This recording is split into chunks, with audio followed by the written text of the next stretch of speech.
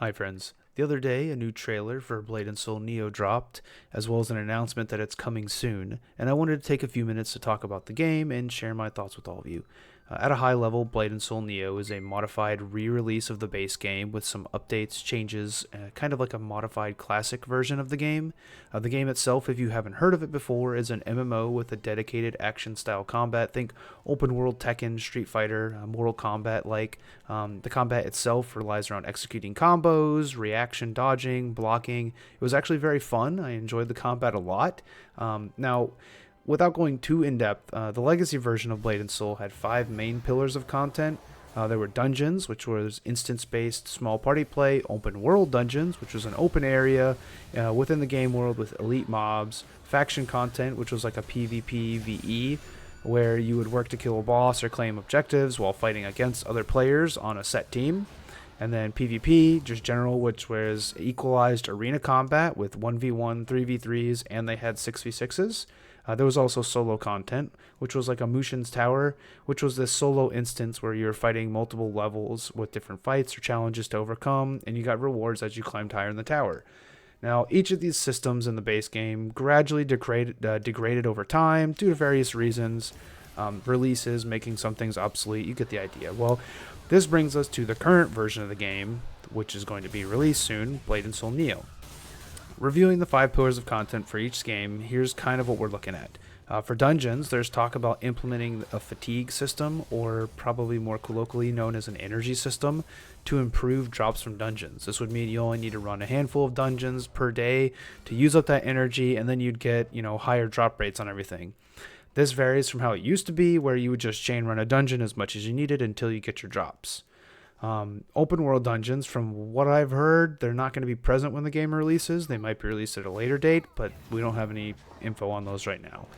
Faction content, they removed one of the main areas where this content took place and where a lot of the rewards were focused. So unless they add that back in, there's probably not going to be much incentive or reason to touch this part of the game.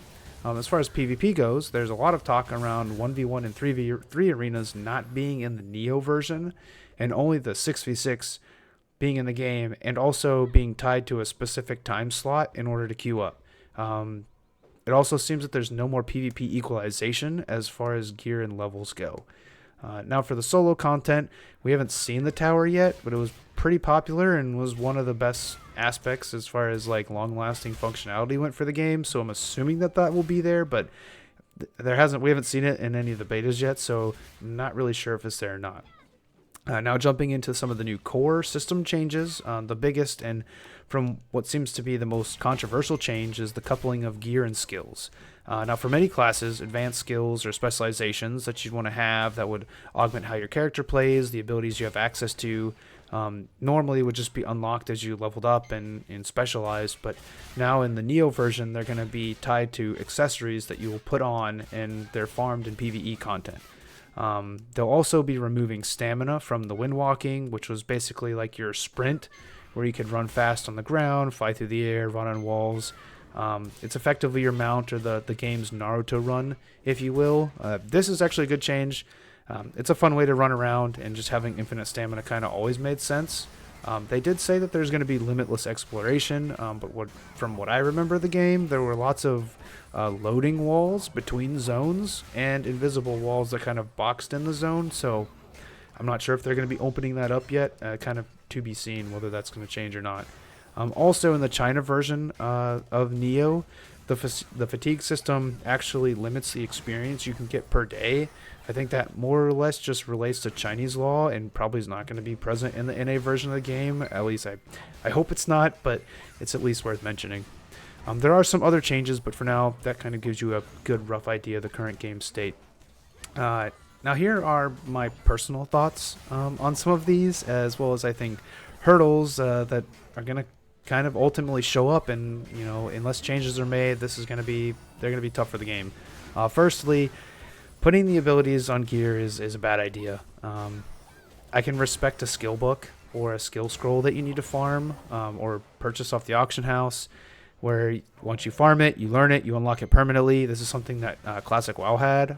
I think that's fine, but forcing you to keep a trash piece of gear because it has a skill you need for your build instead of being able to upgrade it. That's just a very unnecessary RNG system that I don't really think adds anything to the game, just adds frustration. Maybe that's the only thing it does add. Energy systems in the game, or the fatigue systems, these are almost always universally bad. They don't add anything to the game. They're at their core a manipulative design that ultimately ruins games that they're in, so I'm not super happy to see that. Hopefully it doesn't have too much of an impact. Otherwise, that's gonna be a mark against the game. And then honestly, I pray that the 1v1 and 3v3 equalized arenas in the game are in the game. When I played way back when it first released, this was so much fun. I spent the majority of my time playing 1v1s. They were the only content that I really enjoyed when I was playing the base game. And then if they don't make it to Neo, that's a bad sign. Also, restricting the 6v6 matches to a particular queue time seems kind of like a horrible choice that you'd only make in like a dying game to sustain a small player base. There are arguments to be made for like fever times. I think those are good as a good way to like draw players in, but restricting just being able to queue to certain times is kind of weird. As far as the non-equalization of gear goes and the non-equalization of levels in PvP, there are arguments to be made against that, but like if we're being honest, most MMO PvP is kind of bad, and this is one of the few games where it was actually pretty good because it played kind of like a Street Fighter, like a Tekken or a Mortal Kombat. So I really kind of hope that it stays based on skill, not based off of your gear and everything like that. But you know, I hope they keep the original version and keep the levels and gear equalized, because Factor being the only skill really makes sense here. I don't know if the devs share this sentiment though. The good news out of all of that is that the game's going to be free to play, so it doesn't cost anything to download and try out if you've never played Blade and Soul. Graphically, it looks very good. The combat is actually quite fun, so it's at least worth a week or two. And you know, new releases of MMOs are always fun. That's when they've been the most fun. While there are, you know, a few reasons that I've listed that the game probably won't be the best new thing ever, it can still be fun for a few weeks. And, you know, at the risk of preaching to everyone here, I think it's maintaining a healthy mindset to games is important. Remember, at the end of the day, it's just a game. Games should be fun. If you're having fun with it, awesome. If you aren't, no worries. If you made it this far in the video, thanks for hanging out and watching. I hope you enjoyed the summary. Be sure to like and subscribe for more gaming content. And if you have more info specifically about the game, definitely let me know down in the comments. And that's all for this video. Guys. Thanks for watching. Take it easy.